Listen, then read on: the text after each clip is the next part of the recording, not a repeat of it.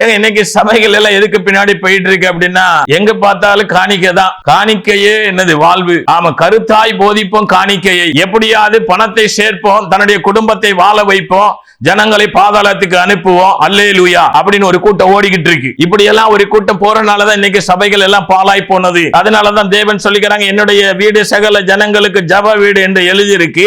இதெல்லாம் இன்னைக்கு கல்லர் குகையாய் மாத்தி வாந்தி பண்ணி போடக்கூடிய அனுபவம். குளிரும் அல்ல அனலும் அல்ல, வாந்தி பண்ணி போடக்கூடிய அனுபவம்.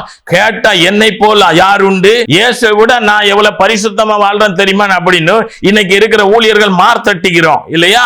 ஆமா, நம்முடைய அவலட்சணமான அந்தரங்க பாவ அயோக்கியத்தனமான வாழ்க்கை பரலோகத்துக்கு தெரியுது. ஆனா நமக்கு அது தெரியுது. ஜனங்கள் மத்தியில நம்ம எப்படி காணப்படுகிறோம் அப்படின்னா, நடிகர்களை போல என்ன செய்கிறோம், நடிக்கிறோம். அதனாலதான் சில பிரபல நடிகர்கள்லாம் இன்றைய நாட்கள்ல ஆவிக்குரிய சபைகள்ல அநேக நடிகர்கள் ஊழியர்கள் எழுந்துருவாங்க. அதனால நாங்க இப்பவே செத்து போறோம்னு சொல்லி பிரபல நடிகர்கள்லாம் செத்து போனதுக்கு காரணமே இந்த நடிகர்கள்னாலதான்.